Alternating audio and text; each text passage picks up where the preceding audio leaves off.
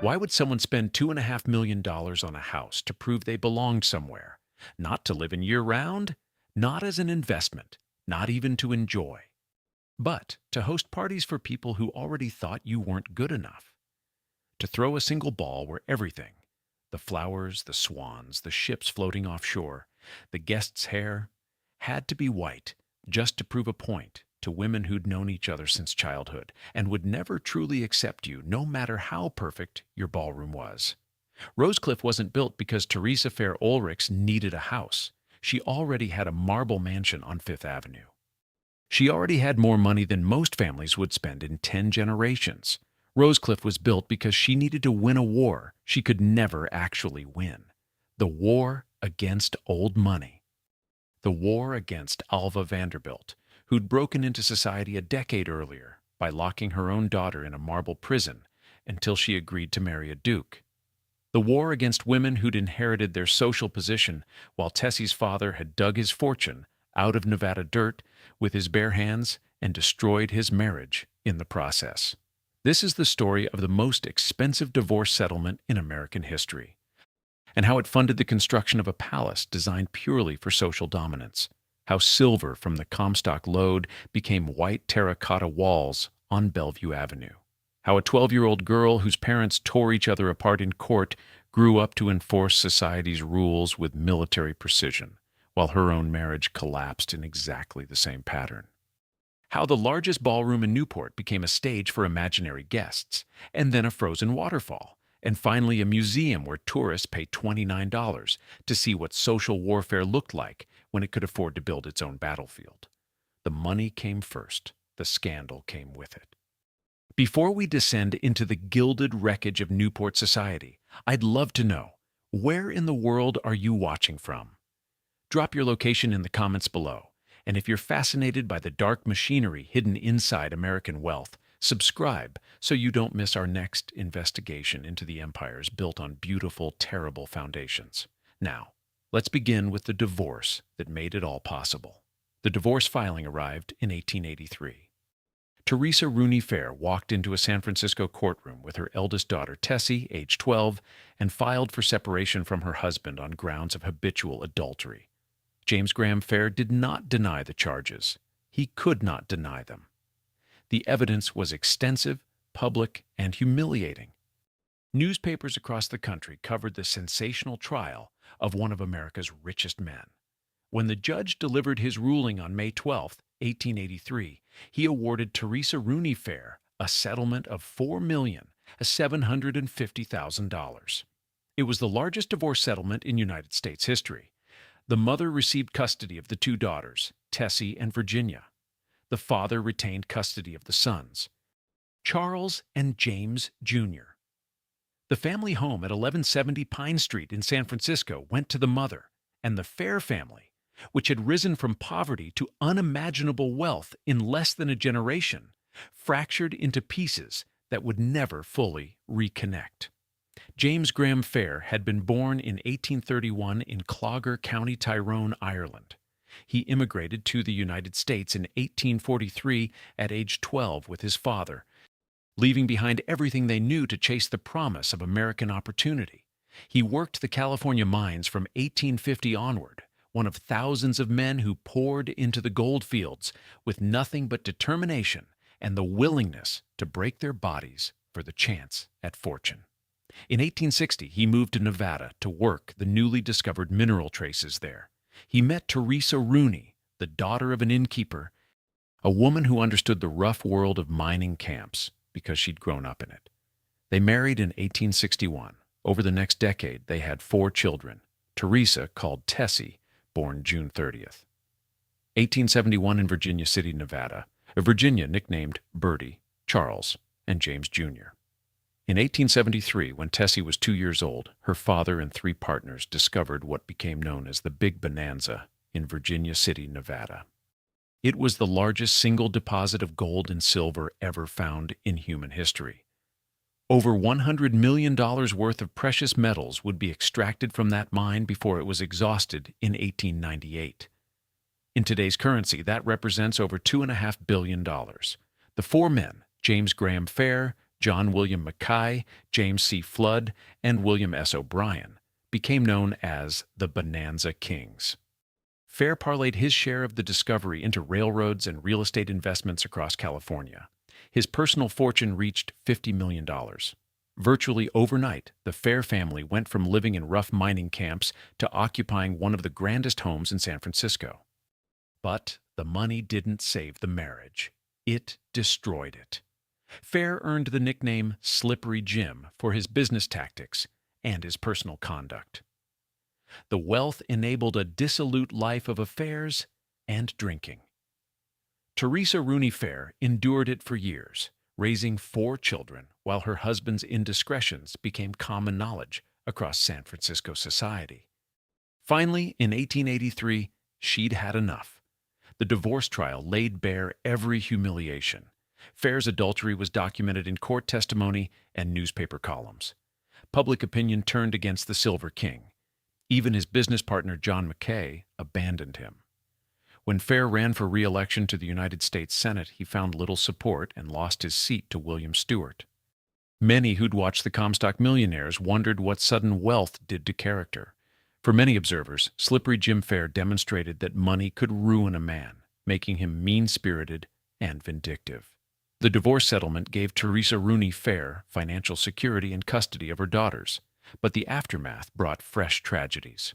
James Jr. committed suicide not long after his parents' separation. Charles and his new wife were killed in an automobile accident while on their honeymoon. Only the 2 daughters survived, Tessie and Bertie. When Theresa Rooney Fair died in 1891, her will left $1,150,000 to each daughter and $500,000 to each son's estate.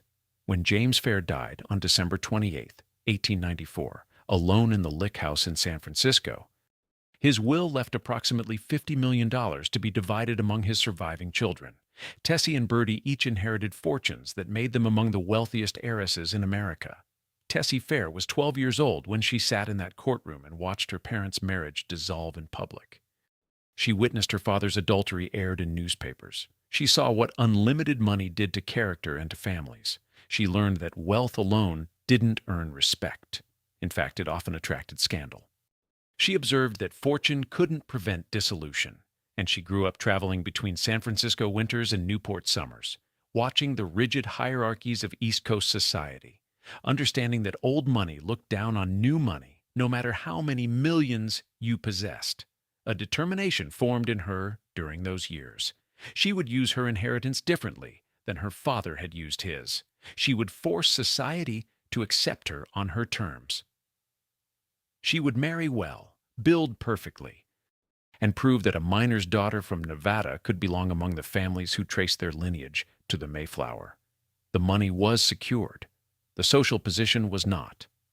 And Tessie Fair had learned from watching her parents that marriage was a strategic weapon, not a romantic partnership.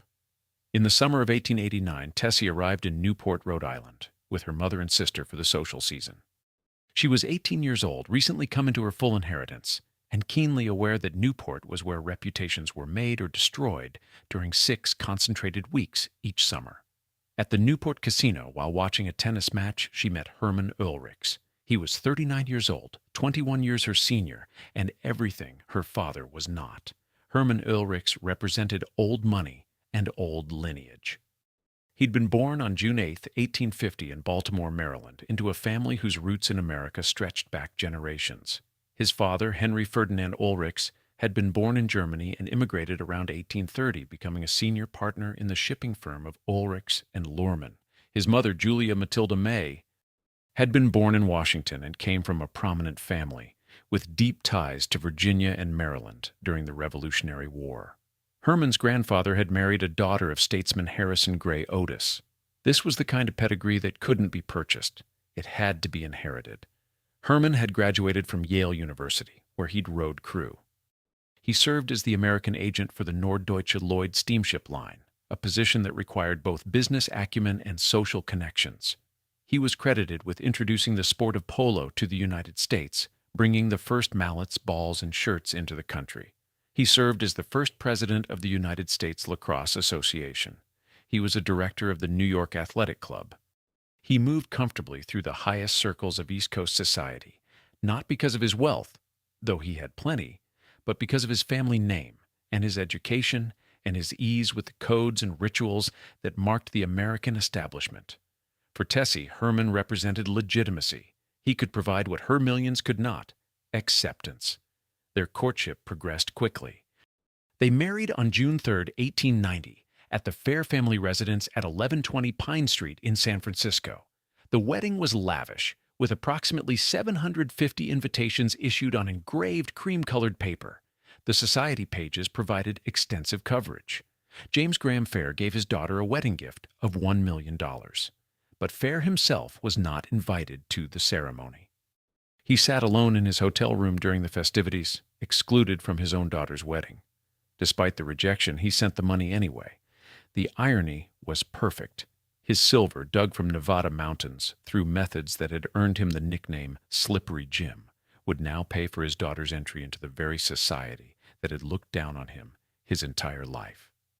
With part of that wedding gift, Tessie and Hermann purchased the marble mansion of Mary Mason Jones at 1 East 57th Street in Manhattan, at the northeast corner of Fifth Avenue.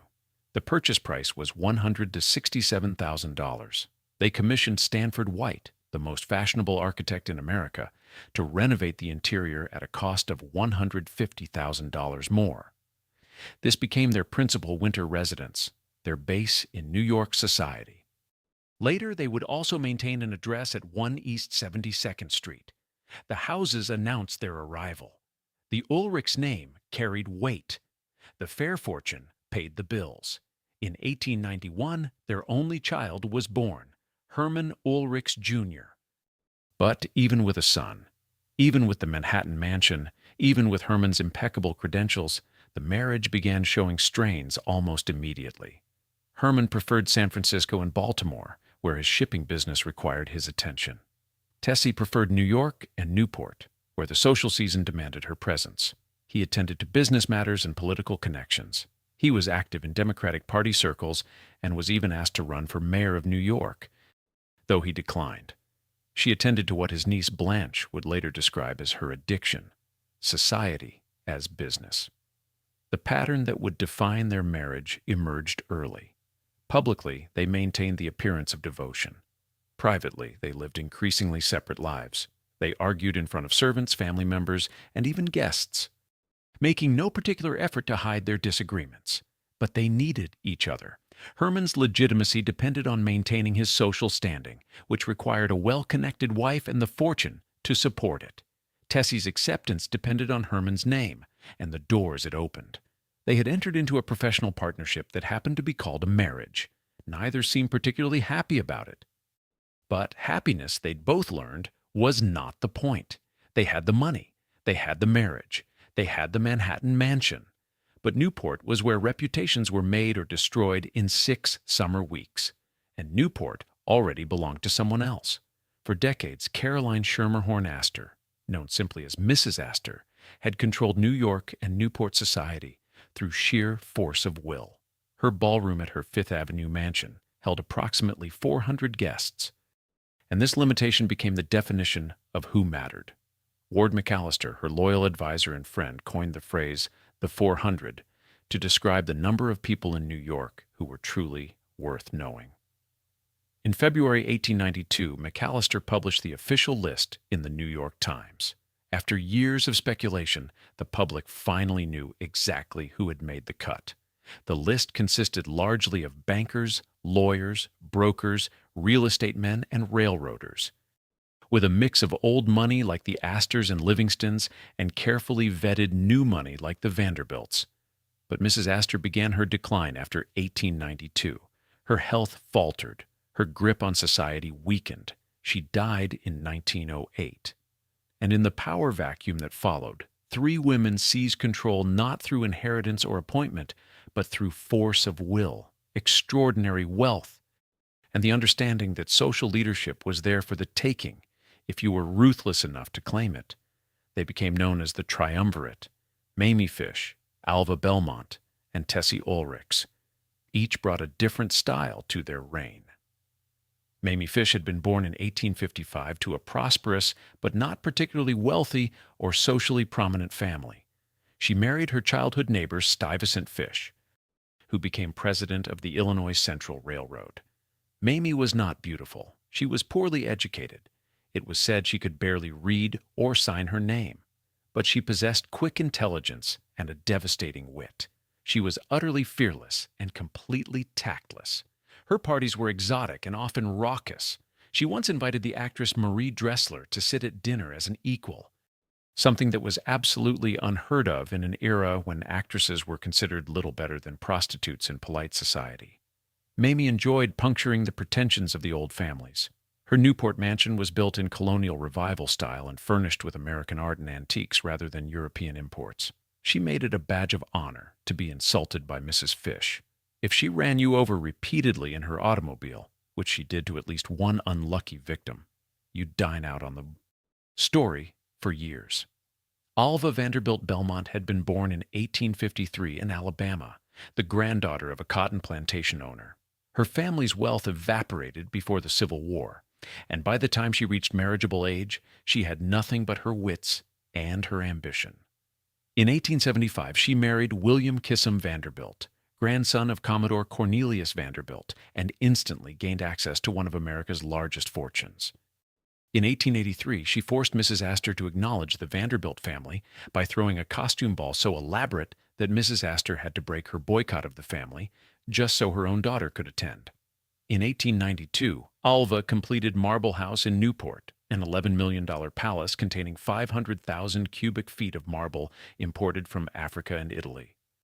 In 1895, she shocked society by divorcing William, something respectable women simply did not do, and kept Marble House in the settlement. She then married Oliver Hazard Perry Belmont and moved into his mansion, Belcourt Castle. Alva was the extravagant hostess, the rule breaker who somehow got away with it, the woman who would later become a suffragette leader fighting for women's rights while conveniently forgetting that she'd once locked her daughter in a room until she agreed to marry a duke she didn't love. And then there was Tessie, where Alva was extravagant and Mamie was outrageous. Tessie was rigid. She was the drill sergeant of the triumvirate, the martinet, the enforcer of rules. Every morning at precisely 9 o'clock, she conducted an inspection of her entire property, including the garage and stables. If the marble floors were not mopped to her standards, she mopped them herself. She distrusted every single one of her servants and kept detailed files on each of them, labeled good, bad, and rotten. Her perfectionism bordered on obsession. Her insistence on protocol approached ruthlessness. Hermann's niece Blanche described her as strongly addicted to society as business. But beneath the rigid perfectionism lay profound insecurity. Tessie had come from mining camps. Alva had come from an established Southern family, even if they'd lost their money. Mamie had grown up in respectable New York circles. Tessie's father was an Irish immigrant who'd earned the nickname Slippery Jim. Her fortune came from dirt dug out of Nevada mountains by men with pickaxes. She'd watched her parents destroy each other in the most public divorce trial in American history. She understood in a way that Alva and Mamie perhaps did not, that her position was fundamentally provisional. She could be expelled at any moment if she made the wrong move, invited the wrong person, served the wrong wine, allowed the wrong detail to slip. The rivalry with Alva was particularly intense. Both women understood that architecture was warfare. Alva had Marble House, completed in 1892. Then Alva's brother-in-law Cornelius Vanderbilt II built the Breakers in 1895, a 70-room palace that dwarfed everything around it.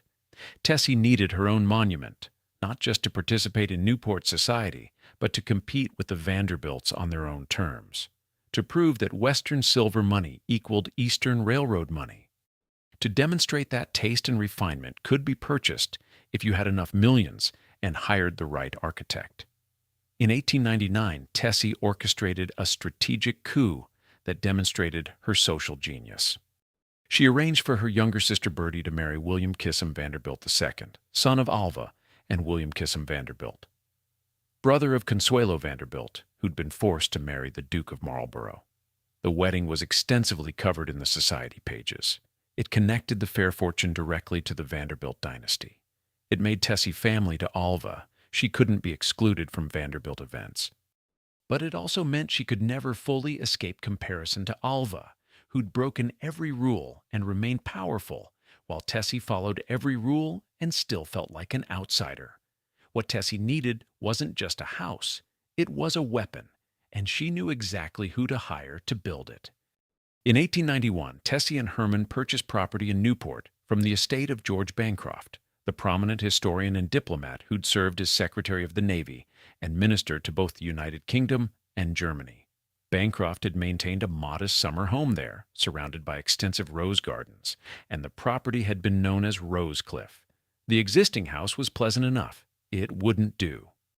What Tessie required was something that would announce her arrival not through ostentation, but through perfect taste, something that would whisper elegance rather than shout wealth, something that would prove she understood the difference between having money and having style. In 1898, she commissioned the architectural firm of McKim, Mead and White. Stanford White would serve as principal architect. White had already renovated the Oelrichs Fifth Avenue mansion, transforming the Mary Mason Jones house into something spectacular. He understood exactly what wealthy clients needed: European legitimacy manufactured from American materials. He'd trained at the École des Beaux-Arts in Paris and had spent years studying the great palaces and chateaux of Europe. He knew how to translate those forms into structures that would convince American millionaires they were building something as culturally significant as Versailles. For Rosecliffe, White chose to model the design on the Grand Trianon at the Palace of Versailles, the garden retreat where French kings had escaped the formality of the main palace. But he reduced it, simplified it, transformed it. The Grand Trianon was one story. White added a second story with a balustraded roofline that concealed a setback third floor. That hidden third story contained 20 small servants' rooms and the pressing room for the laundry.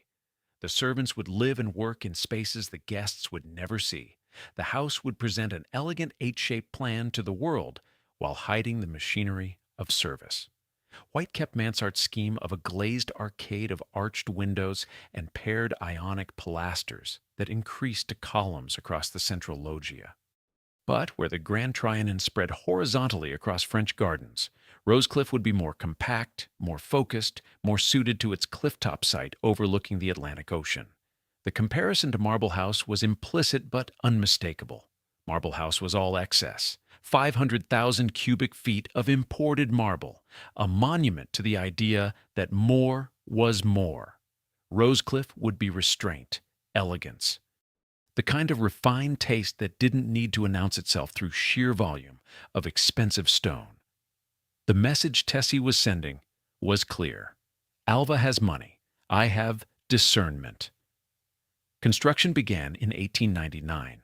The core structure was built of brick, but the entire exterior was clad in white architectural terracotta tiles, produced by the Perth Amboy Terracotta Company in New Jersey. The tiles were glazed with a finish that made them appear like slabs of gleaming marble. The local press described the effect as resembling the surface of a teacup. The house was designed to look its absolute best in bright sunshine, when the white facade would glow with almost supernatural luminosity. It was a house that announced purity, taste, arrival. The New York branch of Jules Allard & Sons handled the interior decoration. White's spatial planning was sophisticated, offering unexpected views on Filade through aligned doorways, all centered on handsome monumental fireplaces with projecting overmantels. There was one deliberate eclectic anomaly: an overscaled Gothic fireplace of Constone in the salon, a jarring note in otherwise perfect Louis XIV harmony. Perhaps it was meant to show that the owners were confident enough to break their own rules. But the centerpiece of Rosecliff was the ballroom. The central corps de logis was taken up entirely by this single room, 40 feet by 80 feet, with 22-foot ceilings. It was the largest ballroom in Newport, larger than the ballroom at Marble House, larger than the Great Hall at the Breakers. The scheme of single and paired Corinthian pilasters alternated with arch-headed windows and recessed doorways, echoing the articulation of the exterior. When the Louis XIV furniture was removed, the space could accommodate hundreds of guests for dancing.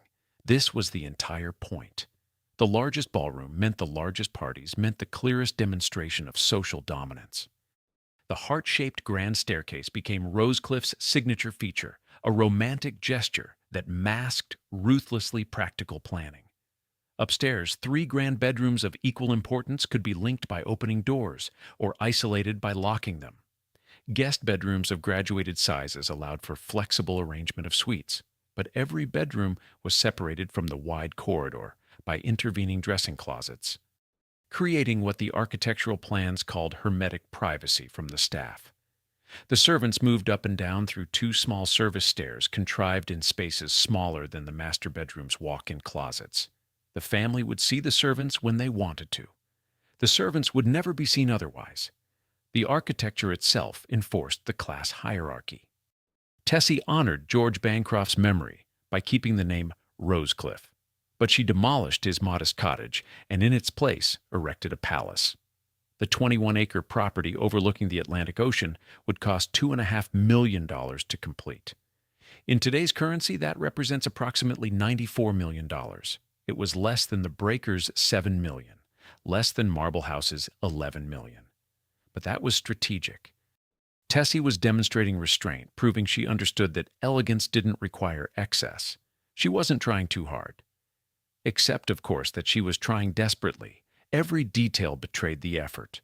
The morning inspections, the servant files, the mopped floors, the obsessive perfection. This was not a woman casually enjoying her wealth. This was a woman using architecture as proof of worth. Construction proceeded through 1899 and into 1900, but the sharp Newport winters slowed progress. Tessie's sister Bertie had married William Kissam Vanderbilt II that winter, and the house was required for parties during the following Newport season. Tessie couldn't wait for completion. In July 1900, she sent the workmen out and moved in. In August, she threw her first party, a dinner for 112 guests, deliberately designed to outdo Mrs. Stuyvesant Fish's Harvest Festival ball at Crossways. Ferns and elaborate floral arrangements concealed the unfinished areas. Guests walked through rooms where craftsmen had been working hours before, but the message had been delivered. Theresa Oelrichs had arrived in Newport. She had a ballroom, larger than anyone else's, and she would use it. The house was not actually completed until 1902, but Tessie had already announced her presence. The white walls gleamed in the summer sun. The ballroom waited for its first truly great party. And the woman who'd built it all understood exactly what Rosecliffe represented. Not shelter, not comfort, not a place to make a home. Rosecliffe was a statement carved in terracotta and presented to Newport society. I belong here. I have earned my place, and I can do this as well as any of you. The house was ready. The social position was established. Tessie threw herself into Newport's summer seasons with ferocious energy. But there was a problem.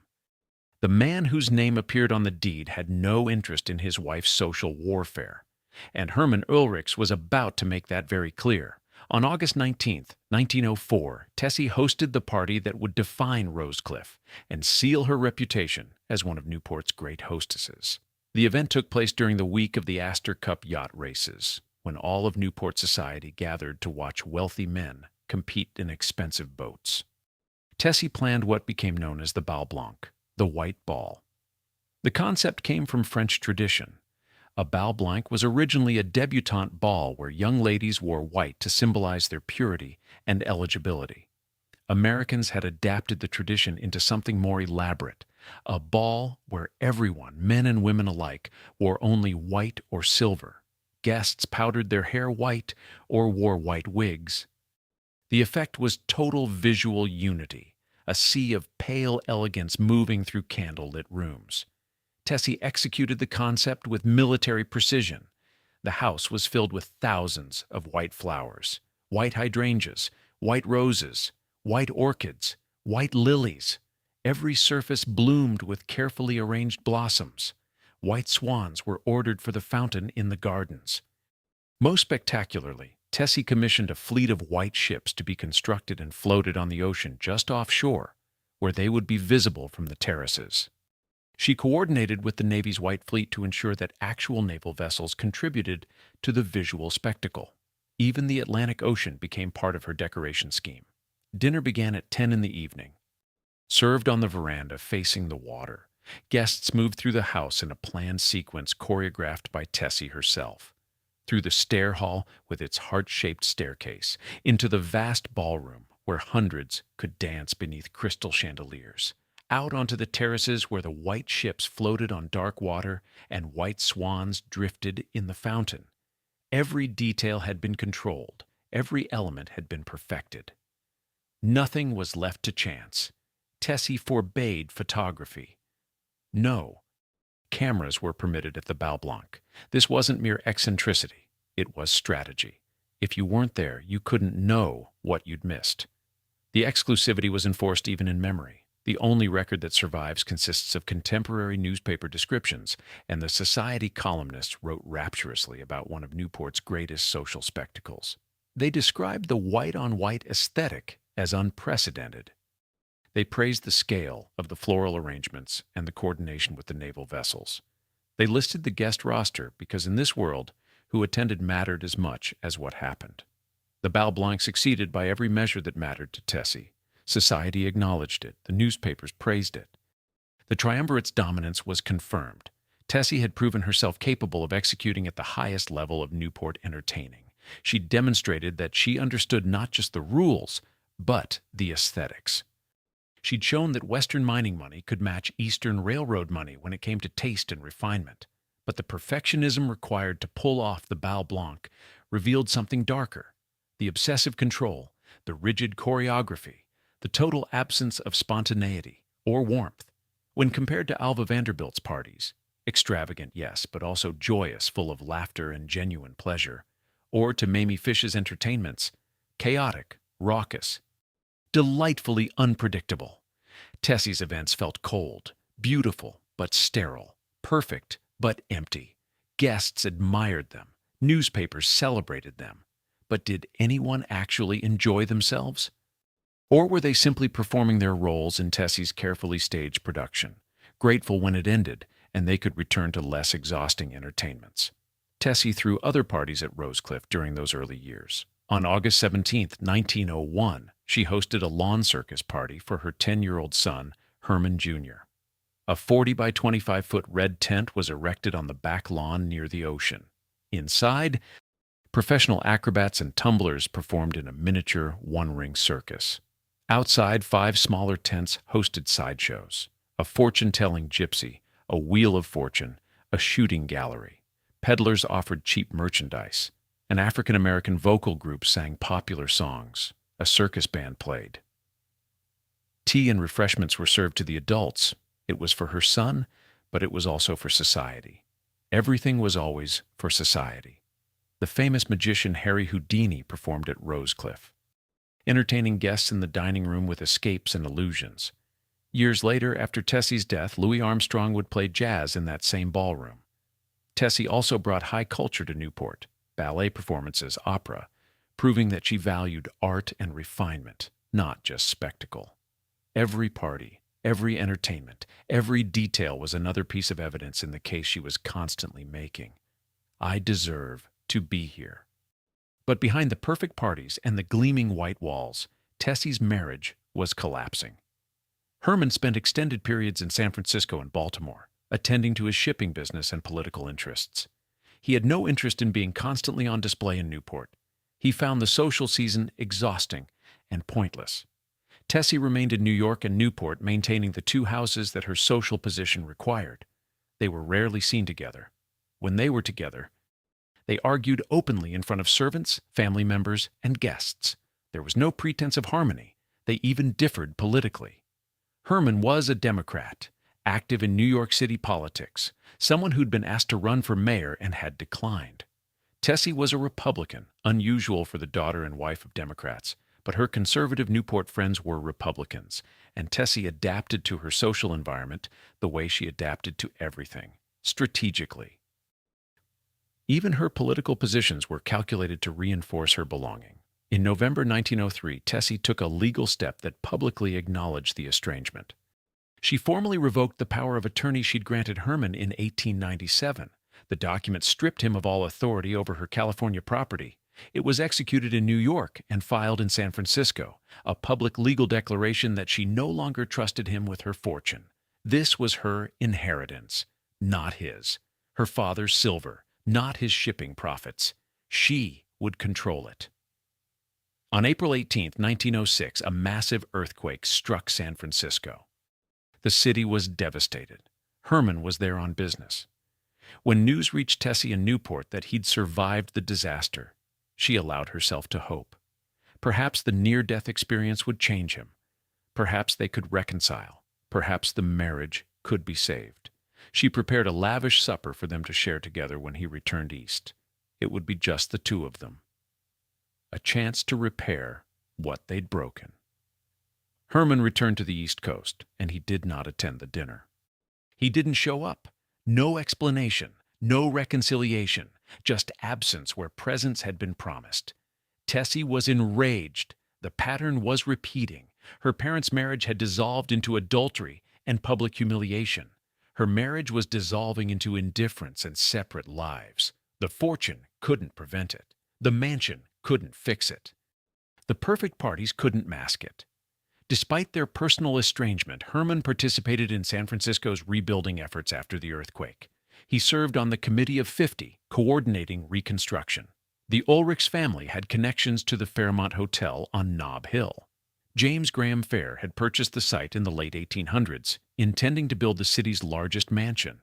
He died in 1894 with the lot still undeveloped.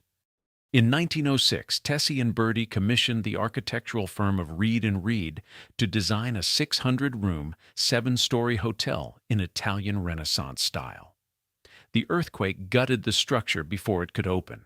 New owners completed the rebuilding. The hotel was named the Fairmont, after the father who'd never been invited to Tessie's wedding, but had given her $1 million anyway. Tessie's relationship with San Francisco remained complicated. It was where the scandal had started, where her father had lived and died alone, where her inheritance had originated, and where her husband preferred to be instead of with her. On September 1st, 1906, Hermann Oelrichs died suddenly aboard the steamship Kaiser Wilhelm der Große while crossing the Atlantic Ocean from Europe. He was 56 years old. The cause was reported variously as a heart attack or Bright's disease. His body was transported back to the United States. Tessie met it at the pier in Hoboken, New Jersey, accompanied by her sister Virginia Fair Vanderbilt. A funeral was held in New York. Hermann was buried at Woodlawn Cemetery in the Bronx.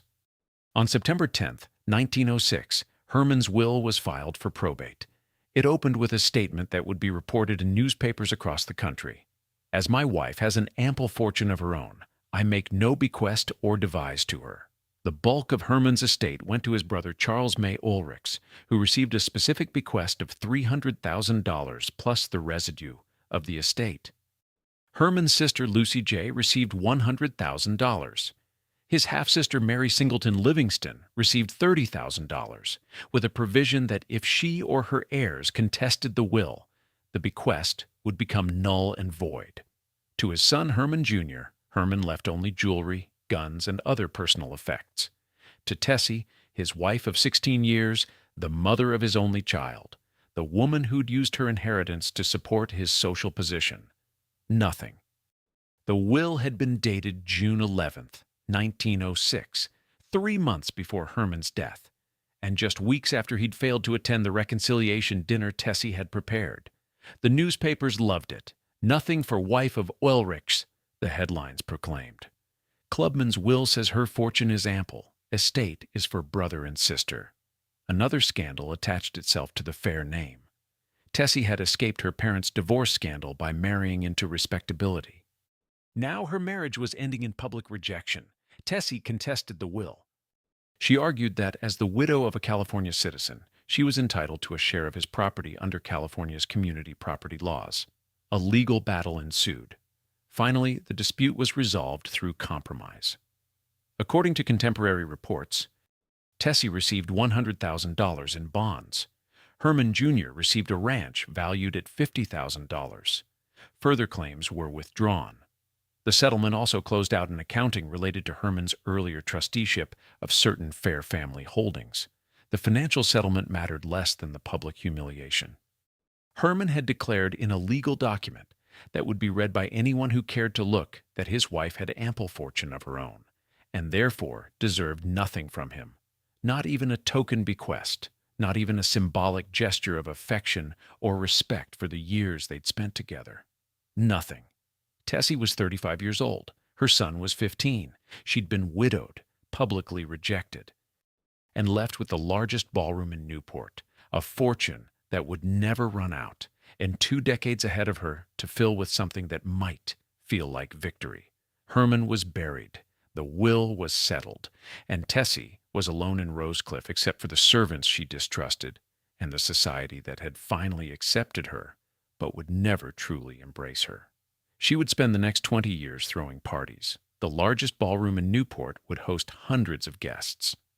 And gradually the line between real parties and imagined ones would begin to blur. The years between 1906 and 1926 passed in a rhythm of social seasons and increasing isolation. Tessie divided her time between New York and Newport, with occasional visits to Saratoga Springs and Paris. But Newport became increasingly central to her identity. Rosecliff was where she'd proven herself. Rosecliff was where she belonged. As the private happiness she'd never quite achieved receded further into impossibility, the public role expanded to fill the void. She continued as one-third of the triumvirate, ruling Newport society alongside Mamie Fish and Alva Belmont. Her role as the drill sergeant intensified with time. Where Alva broke rules and got away with it, and Mamie made everyone laugh even as she insulted them, Tessie enforced protocol with increasing rigidity. The morning inspections at 9 o'clock sharp never stopped. The servant files labeled good, bad, and rotten grew thicker. If the marble floors weren't mopped to her exact standards, she mopped them herself, as she'd always done. Control over her environment became more important as everything else grew more uncertain. The irony of Alva's transformation was not lost on anyone who paid attention. After Oliver Belmont died in 1908, Alva reinvented herself as a suffragette leader. She became president of the National Women's Party. She marched for women's right to vote. She advocated passionately for female independence and autonomy, giving speeches about women's need to control their own lives and make their own choices. This was the same woman who had locked her daughter Consuelo in a room at Marble House until she agreed to marry the Duke of Marlborough, a man she didn't love, to satisfy her mother's social ambitions. Alva never acknowledged the contradiction. Tessie, who'd followed every rule while Alva broke them all, watched Alva end up leading a revolution while Tessie remained frozen in place, still enforcing the status quo, still trying to prove she belonged. In her final years, something shifted. According to accounts that appeared in publications like the New York Social Diary, Tessie lost her mind. She spent her days wandering through the mansion, lost in a haze of memories. She greeted imaginary guests, welcoming them to parties that existed only in her mind. She seated non-existent visitors in the ballroom, arranging them with the same precision she'd once applied to actual events. The largest ballroom in Newport, built to prove her worth through the number of people it could hold, became a theater for delusions. But which was the delusion? The imaginary guests at the end of her life, or the real guests who'd attended her parties for 25 years? Society had accepted her money and drunk her champagne and admired her flowers, and then returned to their own homes to gossip about the miner's daughter who tried so hard to fit in. The triumvirate had given her power, but not peace. The parties had succeeded by every measurable standard except the one that mattered. They had not made her happy. Her son Herman Jr. had grown up, married Dorothy Hadel in 1925, and begun his own life. Tessie's last year approached. She spent increasingly more time at Rosecliff, less in New York. Newport was where she'd built her identity, where she'd proven herself, where she'd won and lost simultaneously. On November 22, 1926, Theresa Fair Oelrichs died at Newport. She was 55 years old, the same age her father had been when his life fell apart in the divorce trial. Younger than Hermann had been when he died at 56. The funeral was held at Rosecliff in the beautiful blue and gold tapestry room. Her brother-in-law, Charles May Oelrichs, attended, the man who'd received the bulk of Hermann's estate. His wife came, Society came, as they always had. They'd attended her parties, they attended her funeral, they always showed up when summoned. Tessie was buried at Woodlawn Cemetery in the Bronx, in the same cemetery as Hermann and her mother Theresa Fair. Later, her sister Virginia would be buried beside her when she died in 1935. The two Fair daughters who'd survived their family's tragedies would rest together, surrounded by family members who'd torn each other apart while alive. Tessie's will left the vast majority of her estate to her son, Hermann Jr., with a provision that should he die without issue, her sister Virginia would be the residuary legatee. She was protecting the Fair fortune within the family, just as her mother had done, just as her father had tried to do. The cycle continued. What she left behind was substantial and hollow. Rosecliffe stood as a physical monument to her determination. Her social position had been acknowledged, but remained fundamentally empty. Her fortune was intact, but now belonged to her son. The triumvirate would dissolve without her. The Bal Blanc was remembered, but with no photographs. Only newspaper descriptions remained as evidence that it had happened at all. Her triumph was ephemeral. She'd built the largest ballroom in Newport and filled it with people who would forget her as soon as she was gone. Hermann Jr. inherited the house his mother had built to prove she belonged. He kept Rosecliffe for 15 years. Then, in 1941, he did what Tessie would have found incomprehensible. He sold everything inside the mansion at auction. The Louis XIV furniture from the ballroom, the tapestries from the salon. 40 years of accumulated beauty dispersed to the highest bidders. After the contents were gone, he sold the mansion itself for $21,000, $2.5 million to build. $94 million in today's currency, sold for $21,000. The buyer was Anita Neeson, purchasing it for her daughter Gertrude Neeson, an actress and entertainer. From a palace built for society's approval to an actress's retreat. From exclusivity to show business. The transformation was complete, and it was only beginning. In the winter of 1941 to 1942, someone made a catastrophic decision. Rosecliffe was left unheeded. No caretaker was assigned. The mansion sat empty as winter descended on Newport, and temperatures dropped. The pipes froze, and then they burst. Water flooded through the rooms where Tessie had conducted her morning inspections. It poured through hallways where servants had moved invisibly through hidden staircases. The ballroom, where the Bal Blanc had happened, filled with water. The dining room where Harry Houdini had performed his illusions flooded. Water covered every surface Tessie had insisted be mopped to perfection. As the temperatures continued to drop, the water froze. Thick sheets of ice formed across the floors. Ice coated the walls. The heart-shaped grand staircase became a frozen waterfall, ice cascading down the romantic steps in a grotesque parody of flowing water. The ballroom ceiling, unable to support the weight of accumulated ice and water, cracked. Sections caved in. The largest ballroom in Newport, where 2,000 guests had danced, was destroyed by a single winter of neglect. The damage was extensive throughout the house. The terracotta facade survived. It was waterproof by design. But the interior was devastated. Everything water could damage was damaged. Everything freezing temperatures could destroy was destroyed. All of Tessie's perfectionism, all her morning inspections, all the floors she'd mopped herself when servants failed to meet her standards, all of it undone by one unheated winter. In 1942, Ray Allen Van Cleef purchased the ruined mansion. He began repairs. He refurnished the interiors, bringing in new furniture and artwork to replace what had been auctioned off. He acquired the neighboring property called By the Sea to enlarge Rosecliffe's grounds. He had a vision for restoration, for bringing the mansion back to something approaching its original grandeur. He was killed in an automobile accident before he could take residence. Another tragic death connected to the Fair fortune. Charles Fair and his wife had died in an automobile accident on their honeymoon. Hermann had died suddenly at sea. Van Cleef died before he could enjoy the house he'd worked to save. The pattern of tragedy continued.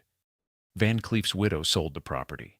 The frozen ballroom was repaired. The caved-in ceiling was restored. The mansion survived its near destruction, but it would take new owners with a completely different sensibility to to make anyone care about Rosecliff again. In 1947, J. Edgar Monroe, a businessman from New Orleans, purchased Rosecliff with his wife, Louise. The Monroes were wealthy, but not society people in the old sense. They represented a different era with different values. They spent summers at Rosecliff, but their approach to entertaining was the opposite of Tessie's rigid formality. The Monroes threw Mardi Gras-themed parties. Guests arrived by the carload dressed in bright satin costumes with sequins and feathers. The Monroes loved dressing up in fancy costumes themselves. Their parties were relaxed and easygoing, full of laughter and genuine enjoyment. They shocked the conservative neighbors who remained from Newport's Gilded Age, but times had changed. The old rules no longer applied. The social hierarchy that had consumed Tessie's entire adult life was dissolving. In 1973, Monroe agreed to allow Rosecliff to be used as a filming location for a new adaptation of The Great Gatsby. Robert Redford would play Jay Gatsby. Mia Farrow would play Daisy Buchanan. Director Jack Clayton needed the perfect setting for Gatsby's legendary parties, and Rosecliffe's ballroom was ideal. Monroe had one condition: do not touch the fountain. He'd just spent $50,000 restoring it. Clayton agreed. Then Monroe went to bed, and Clayton encouraged the actors playing party guests to frolic in the fountain. The scene required it, he decided. The energy of Gatsby's parties demanded people splashing in the water. By the time filming wrapped for the night, the fountain was trashed. When Monroe discovered what had happened, he was furious. But the movie immortalized Rosecliff. Millions of people who would never visit Newport saw the White Mansion and its magnificent ballroom on screen, forever associating it with Gatsby's desperate attempt to recapture the past.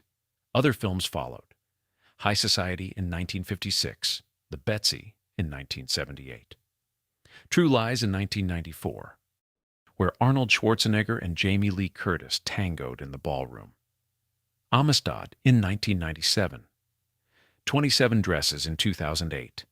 The ballroom built for social warfare became a Hollywood backdrop, recognized more for fictional parties than for the real ones that had once defined Newport summers.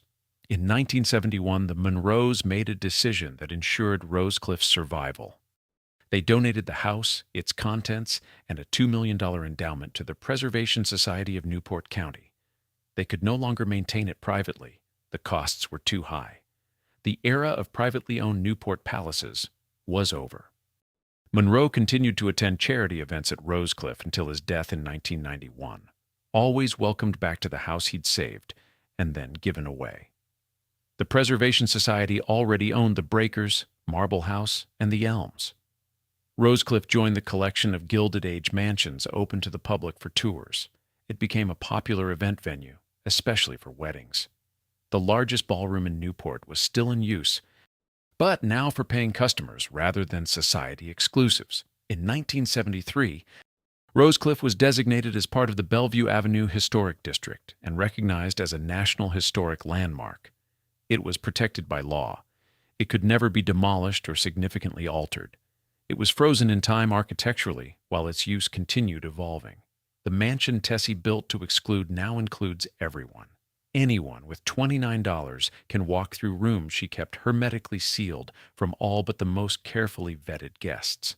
The ballroom where she's seated, imaginary guests in her final days, now hosts real weddings for people who will never appear in society pages, but who choose Rosecliff because it's beautiful, because it's romantic, because they can afford to rent it for a day.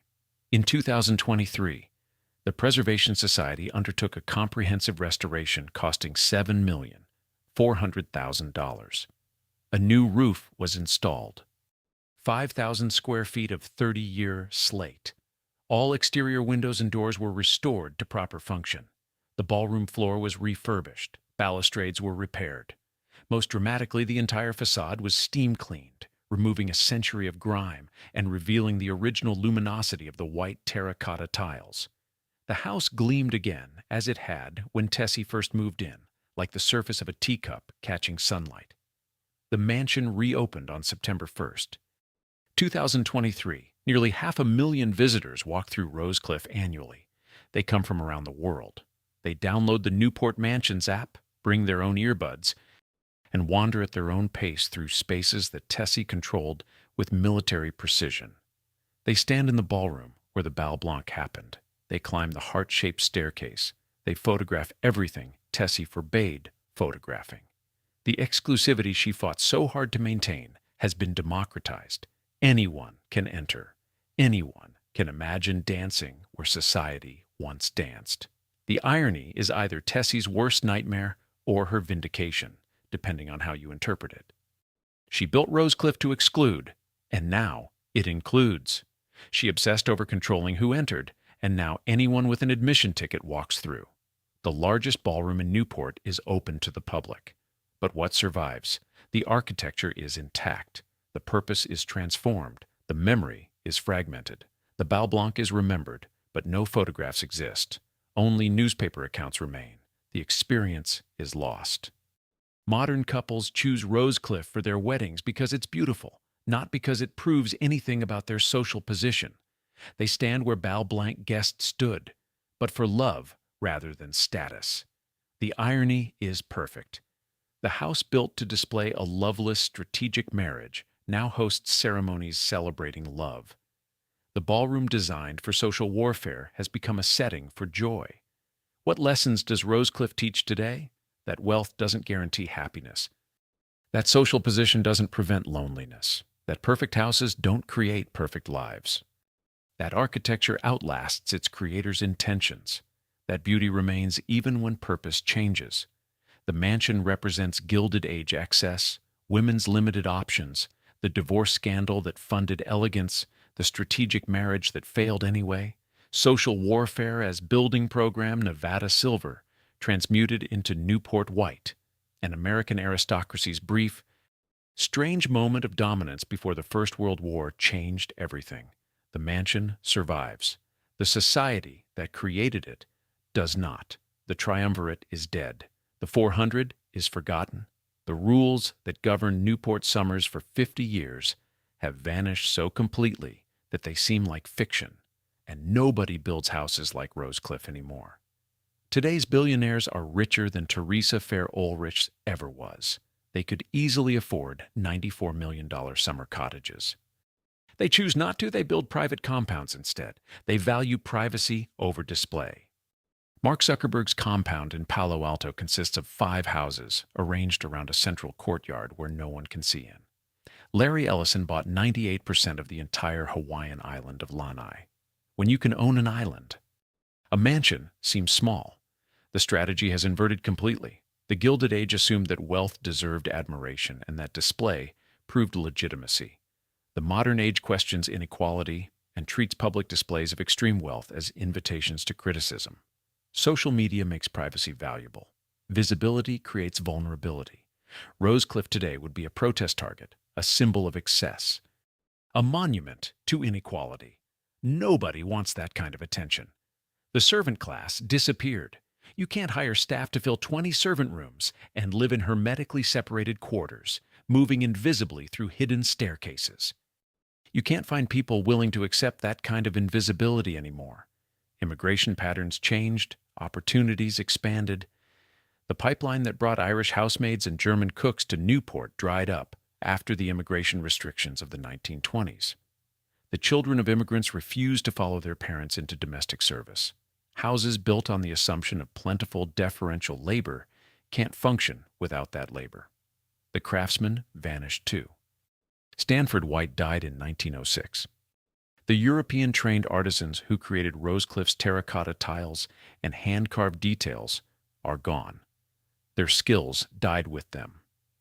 The guild systems that preserved those techniques for generations collapsed. Technology can create approximations, but it cannot replicate what human hands achieved through years of training. You cannot build another Rosecliff because the knowledge of how to build it no longer exists, and the social structure dissolved. There's no Mrs. Astor to impress. No triumvirate to join, no 400 to break into. Social media influencers are not society in the sense that Tessie understood it. Wealth alone determines nothing. You can't buy your way into a group that no longer exists. The entire framework that made Rosecliff necessary has vanished. What Rosecliff represents is a specific moment in American history that lasted roughly 40 years, from the 1890s to the 1920s.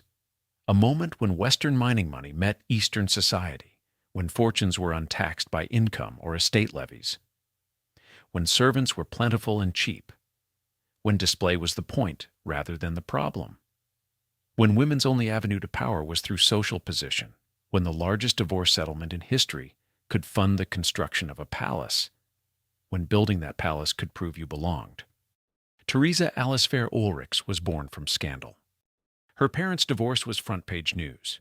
She inherited a fortune extracted from Nevada silver by methods that earned her father the nickname Slippery Jim. She spent $2.5 million trying to erase the stigma, to prove that money from mining camps could be refined into something worthy of Bellevue Avenue acceptance. She built a perfect house, she threw perfect parties, she married into perfect lineage, and she ended up wandering through perfect hallways, greeting imaginary guests. Just like her parents' marriage, her own marriage dissolved. The fortune couldn't prevent it. The mansion couldn't change it. The largest ballroom in Newport couldn't fill the emptiness. She'd learned the wrong lesson from her father's divorce. She thought the scandal was the problem. She believed that building the right house, marrying the right man, following all the rules would somehow create the happiness her parents had destroyed. But happiness was never the point. Belonging was the point. And belonging, she discovered too late, could not be purchased or built or proven. You either had it or you didn't. And Tessie never quite did. Rosecliff still stands on Bellevue Avenue. The white terracotta gleams after its recent cleaning, catching the sunlight exactly as Stanford White intended. The ocean view remains unchanged since 1902. The ballroom waits for the next wedding, the next corporate event, the next film crew. The heart-shaped staircase is ready for photographers. Tourists file through with their phones and their audio guides, listening to docents explain the history.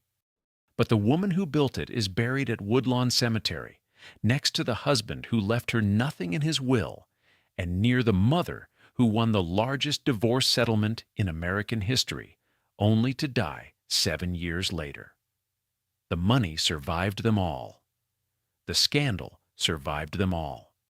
And the mansion they built, the monument to belonging, the weapon against exclusion, the palace that proved nothing and cost everything, stands empty most days, waiting to be rented by strangers who will dance in spaces meant for ghosts.